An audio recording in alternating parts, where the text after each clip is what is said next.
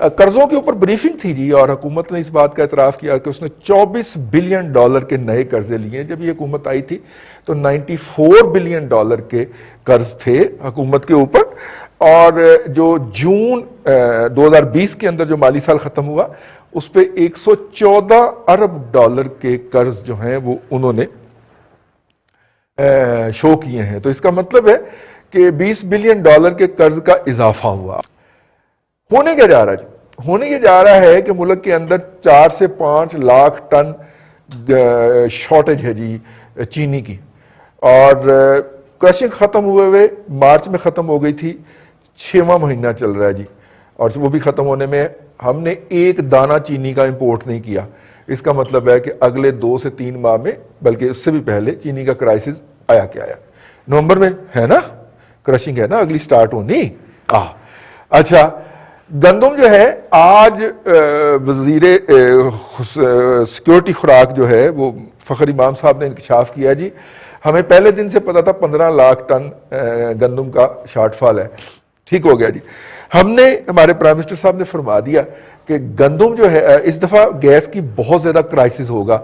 नतीजे के तौर पे इस वक्त पाकिस्तानी इंपोर्टर्स को कोई गैस सप्लायर, एलपीजी की बात कर रहा हूं, रेट ही कोट नहीं कर। अनीक साहब, ये क्राइसिस क्या है? गवर्नेंस का है, ब्यूरोक्रेसी का है, मोरालिटी का है, या प्रायोरिटीज का है? ये क्या, कौन सा क्राइसिस है सर? आप भी जानते हैं कि क्राइसिस बुनियादी तौर पे, यानी मैंने और आपने मिलके एक पार्टनरशिप कर ली, और पार्टनरशिप करने के बाद हमने यानी कारोबार शुरू कर दिया, सक्सेस हुआ तो आप भी विनर, मैं भी विनर। लेकिन अगर वो फेल हो गया तो जाहिर है तगड़ा पार्टनर जो है वो छोटे पार्टनर पे डालेगा, आप मुझ पे डाल देंगे। अच्छा, आपके हाथ में अगर गन होगी तो वो तो फिर जाहिर है मुझ पे डालेगा कि मेरा कसूर था। अब जिस तरफ हम जा रहे हैं, यानी ये एक दूसरे पे डाल रहे हैं कि कसूर उसका, कसूर उसका, लेकिन सड़कों मोहल्लों में क्या हो रहा है, अब हम एक एजिटेशन की तरफ बढ़ रहे हैं, जैसा बाहिर नजर आ रहा है। पान का खोखा नहीं चलता 2 गोलियां चल जाए बाजार में, ये मईशत चलाने चले हैं। एक तरफ से बलूचिस्तान में लड़ रहे हैं आप फजलुर रहमान से, अल्हम्दुलिल्लाह की आप सिटीजनशिप कैंसिल कर चुके हैं, पख्तूनख्वा में आप लड़ रहे हैं, सिंध में आप आसिफ जरदारी से लड़ रहे हैं, यहां आप नवाज शरीफ से लड़ रहे हैं, और इसके साथ यहां किसी को परवाह नहीं है कि अमित शाह जो उनकी यानी मरकजी उनका वजीर है इंडिया का, वो कह चुका है कि 15 नवंबर के बाद हम 2 फ्रंट खोल सकते हैं, यानी चाइना से अगर ह्यूमिलिएशन होती है पाकिस्तान की कॉस्ट पूरा कर लें। हमारे फौज के प्रोफेशनल कह रहे हैं कि जंग का हकीकी खतरा मौजूद है। ट्रंप के इलेक्शन में 4 हफ्ते से अब कम रह गए हैं, वो यानी आप जानते हैं कि इस तरह का बाइपोलर आदमी है, वो अफगानिस्तान में कुछ यानी एडवेंचर कर सकता है। फिरका परस्ती के मजाहिर आप देख चुके हैं सड़कों रास्तों गलियों में क्या है। फ्रांस में एक अभी आपने देखा कि एक पाकिस्तानी ने खंजर से सिविलियन को हलाक किया, और उसके वालिद का इंटरव्यू हो चुका है जो वहां चल रहा है, जिसमें उसका वालिद फखर का इजहार कर रहा है, वो बंदा कातिल भी फखर का इजहार कर रहा है कि उसने बिल्कुल ठीक किया। ना यहां फॉरेन मिनिस्टर को परवाह है, ना यहां कोई यानी जो जुल्फी बुखारी है जिसका ये काम है, ना उसको परवाह है कि अब यूरोप में रहने वाला लेबर स्टूडेंट। इस वाकये के बाद वहां जो बहस खुली है वो ये है कि अगर यूरोप में किसी भी बंदे ने कोई भी मजहबी फिक्र ऐसी बात कर दी जो पाकिस्तानी मजहबी फिक्र को गुजरी, तो इनके अकीदे के मुताबिक कोई भी शख्स किसी बच्चे औरत को मारकर इंतकाम ले सकता है। ये हमारी रेपुटेशन वहां बन रही है। आपने ये बहस कहीं देखी यहां पे हुकूमत में? आपने किसी को फ्रेंच एम्बेसडर को हमने बुलाया हो, कोई मुनाफकत ही कर लें, वो भी नहीं कर सकते।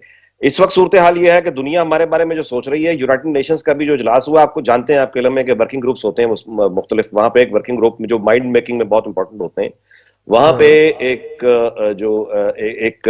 ग्रुप ने वहां पे चार्जशीट पाकिस्तान पे लगाई है, और वो 2 मिनट के अंदर उन्होंने 5 ऐसी मिसालें गिनाई हैं कि ये मौजूदा जो हुकूमत है, इमरान खान का नाम और शाह महमूद कुरैशी का नाम लेकर उन्होंने बताया डेट्स के साथ कि इन लोगों ने माना है कि हमारे पास ये, हमारा ये टेररिस्ट, हमारे पास फलां टेररिस्ट मौजूद है, फलां टेररिस्ट मौजूद है। इमरान खान की तकरीर का ये हवाला भी दिया है कि उसामा को उन्होंने शहीद करार दिया है। अच्छा, अब ये शिकायत तो पहले से 18-20 साल से है कि दहशतगर्दी की, या मतलब उनकी जो मगरिब की शिकायतें हैं, हम भी मानते हैं कि हमारे यहाँ प्रॉब्लम है।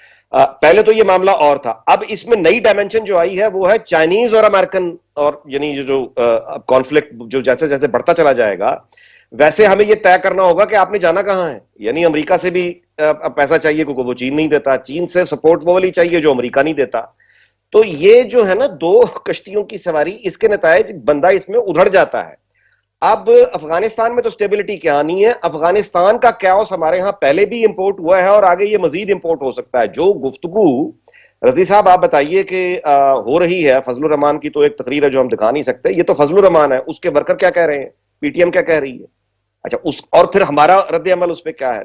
तो सिस्टम तो मौजूद है, लेकिन ये चल क्यों नहीं पा रहा, ये मैं समझना चाह रहा हूं, ये क्राइसिस किस चीज का? तो पाकिस्तान के अंदर जो कॉलोनियल लेगेसी है, जिसमें इंस्टीट्यूशनल ट्रांसफॉर्मेशन हो जानी चाहिए थी, शुरू में हो जानी चाहिए थी। इंडिया में 2 साल के अंदर आइन बन गया, हमारा 9 साल तक ना बना, और जो बना उसके तहत इलेक्शन ना हुए, और इलेक्शन की बजाय 2 साल बाद उसको सस्पेंड कर दिया गया। तो पावर सर्कल जो है, पावर सर्कल ने पावर अपने चारों तरफ ही घुमा फिरा के रखी है। अभी जिस तरह नाजी साहब बात कर रहे थे कि मतलब हम फैसला कर लें कि हमने कौन से सिस्टम को, नंबर 2 डेमोक्रेसी लेके चलनी है या डिक्टेटोरियल रिजीम चलाने हैं।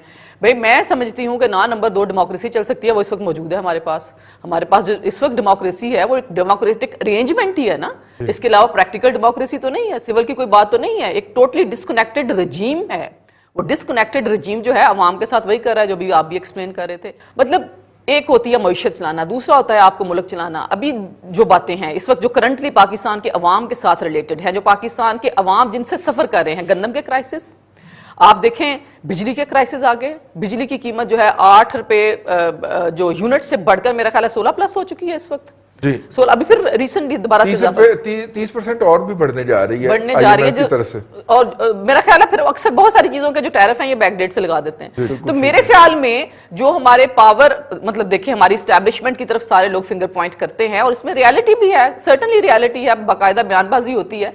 उस सूरत हाल में उनको भी अब बैठ के सोच लेना चाहिए कि क्या कितनी देर तक इस रजीम को चलाया जा सकता है। क्राइसिस की कौन सी किस्म है, मैं एज ए स्टूडेंट समझना चाह रहा हूं। भाई साहब, आप स्टूडेंट मेरे नहीं है, मैं आपका स्टूडेंट रहा हुआ हूं, मुझे पता है। मसला सिर्फ इतना है कि 3 लोगों ने बड़ी शकील किस्म की बातें की हैं जो आम आदमी की कोई समझ में नहीं आई। मैं हूं आम आदमी। मसला यह है कि ना अहल हुकूमत है, ना नलायक है। वो जो हुकूमत इंसाफ के नाम पर, सच के नाम पर आई है, देखें उनको इस क्रेडिट तो आप इतना दें कि वो कम से कम सच बता देती है कि भाईजान परसों कुड़ी दौड़ रही जे, फड़ लो। कुड़ी भाग गई तो अब उसमें हुकूमत क्या करे जी? अब गंदम देखें, वजीर आजम ने, मैं सीरियस बात कर, बताना है उसका, देखें वजीर आजम ने इन्फॉर्म किया जी कि गैस का क्राइसिस आने वाला है।